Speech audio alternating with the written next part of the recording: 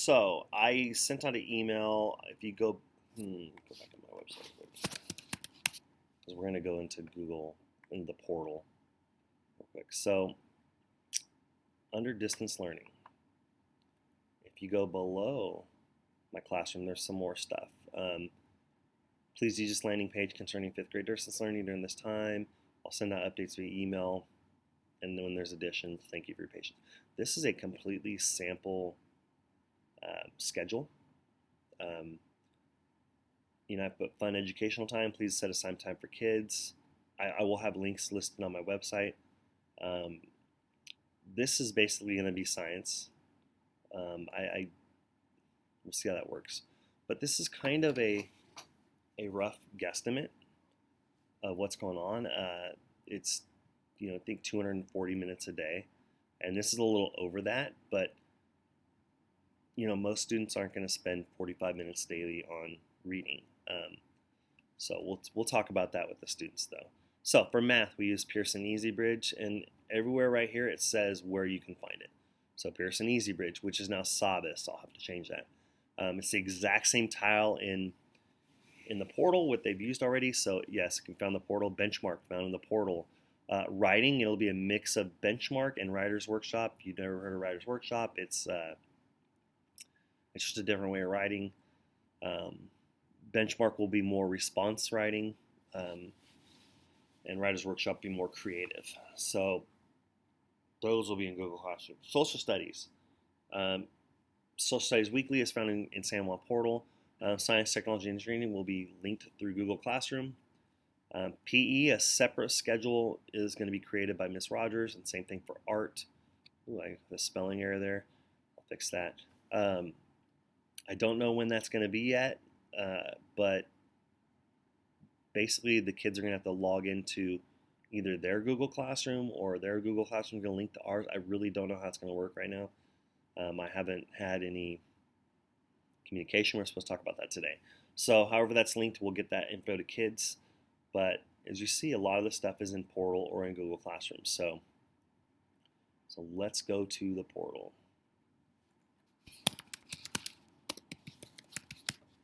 Again, I just Googled San Juan Portal. It pops up.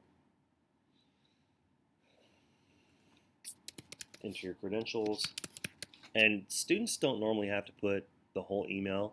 If you don't know what the whole email is, it's their last name, first initial, the numbers, and then it'll be at student.sanjuan.edu. So they don't normally have to do that. If you have a Chromebook that's not logging in with just their credential, add the at student.sanjuan.edu to it and see if that works first. Because some Chromebooks, for some reason, are still set to do it that way, and I don't know why. So mine has a lot of garbage on it. There's so much stuff on here that is not for students. So students would look more like this without these folders. So they would have, maybe 10 tiles. So a couple that we really need to think about. This is Benchmark right here. So when they go to Benchmark, they'll click on it, and it'll ask to log in with Clever, or Active Directory, sorry. And they'll log in. And I haven't set anything up in Benchmark yet, and theirs will not look like this. This is my page. They're all in here, but I haven't set anything up yet. Haven't done anything.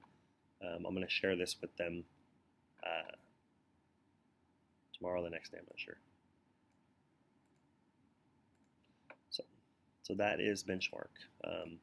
Again, it's a lot like Google Classroom. There'll be assignments. There'll be a little area where it says I think it's like 4 little tiles that pop up. But I'll go over that with students.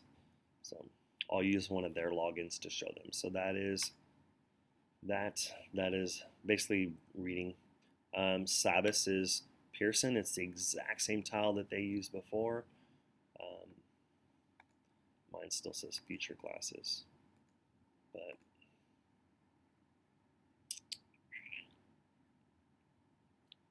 theirs won't look like this. Theirs will have, I think, 2 tiles here. They just click on their class, and it'll say assignments or tests or what have you, and and go through it. So, so that's Sabas. Most of the students that I know have already gone through this. I talked to the fourth grade teachers. They used it all last year, so we're good to go. If they need it in their Google Drive, it's right there. But again, if they've logged in already, they can just go to Google. Let me show you real quick. So if they have Google open and they're already logged into a Chromebook, just click the little keypad looking thing right here. It says Google Apps, and all that stuff is right there. They don't need to go anywhere else. So back to Portal. Studies Weekly is right here. And it already opens up through Clever, and it's connected. In Studies Weekly, it shows everything for me. But ours is the one with the little kids running around with the camera. USA Studies Weekly, 5th grade. I have not turned on. I don't know why all these are off.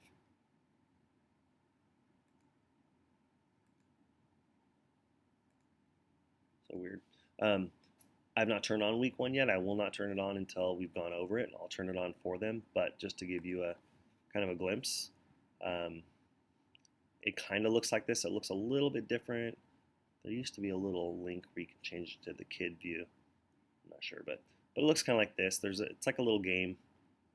You know, they go through it and they there's a next, but they can earn coins and they answer questions and they can go back and retake it. There's some things in here that we do. I love the content videos. It's like an extra little field trip and stuff. So we'll chit chat with the kids about that. Going back to Portal. Can you get through Zoom through Portal? I don't know if there's still a link for the kids Zoom on there. I would just go to Zoom, or I would click in Google Classroom and go to Zoom that way. If you have problems, they will have a coding account later on, but we're not starting that right now. So it's kind of everywhere they really need to go right now.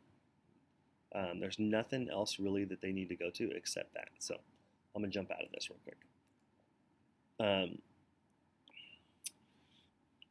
Let me maximize this real quick. So other things. I already talked about Remind. If you have not signed up, please sign up. I will send out a weekly email with the agenda and everything else. I'm looking at my notes here. Communication, weekly email. Homework policy. I kind of hit on this. So in a normal year, I do what is called low homework, which means they would have math homework every day, 20 minutes of reading, and they'd be working on something else, some type of project or some type of writing or something going on, which amounts to about an hour and a half of homework. Now, some kids who don't struggle with math are getting the math done. They would get a challenge assignment in class. I already have that figured out, how we can do that in Google Classroom, but we want to get math rolling first before we start that. So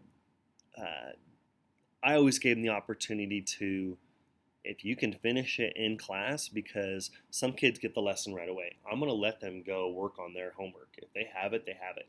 Giving them 35 different problems at night is not going to reinforce their knowledge that they have it.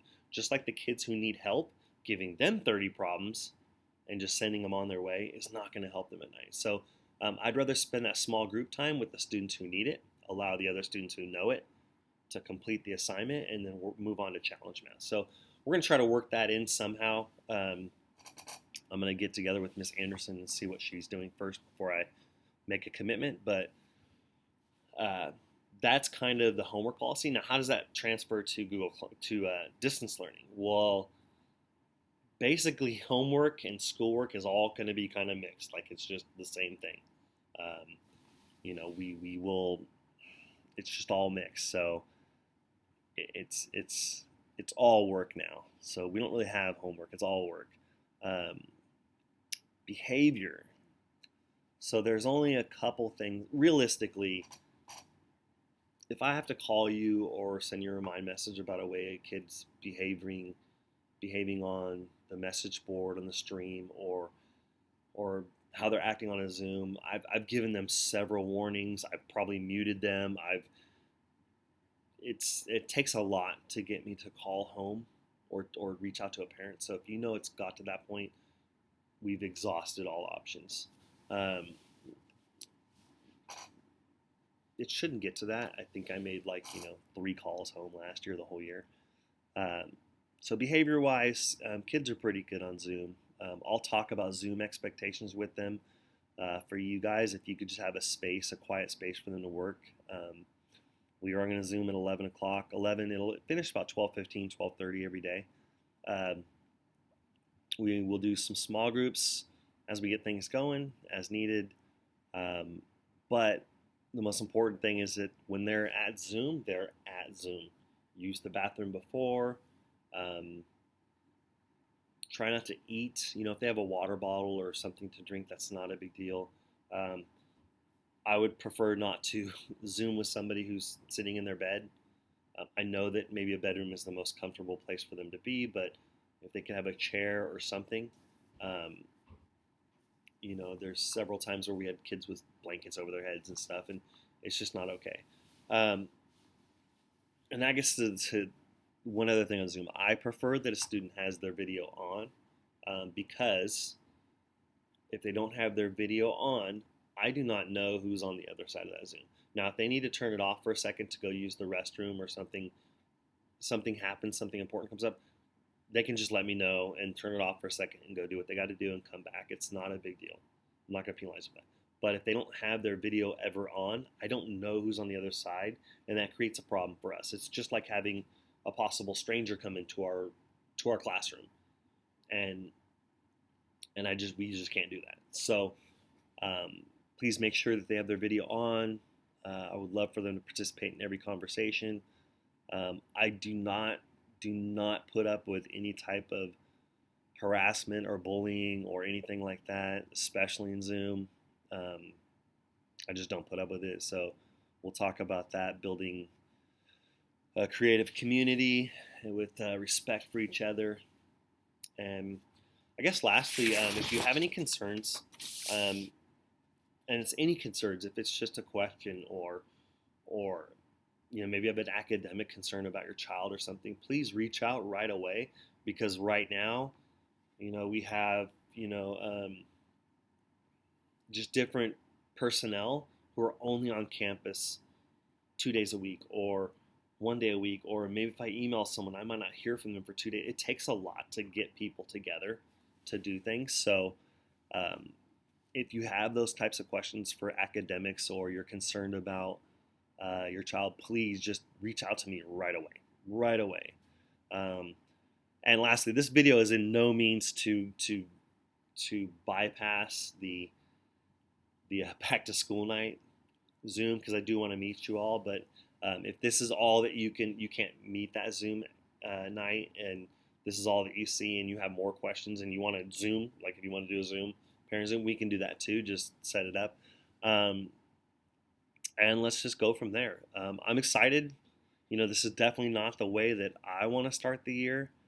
I was kind of hoping that things would go back to normal. I think like everybody else, I'm still fingers crossed things are going to go back to normal. Just I guess the best we can do is just stay safe, and there's no stop in education. Any other questions, let me know. I didn't say a lot about me personally, as far as like my favorite things or anything. I'll talk to the students about that. But I don't know what you guys else would like to know about me. I did graduate from Sac State like four times or something. But I got a business degree and found out that that doesn't really transfer to a lot. And then I kind of fell into substitute teaching after a while. And really liked that, and then I got my credential. Then I got my master's. And then I got my actually I have my admin credential to become an admin. So, anyways, that's me. Humble brag there, but I hope to see you all soon. I'll see you all Tuesday, and I'll see all the kids tomorrow at 11. Take care. Stay safe.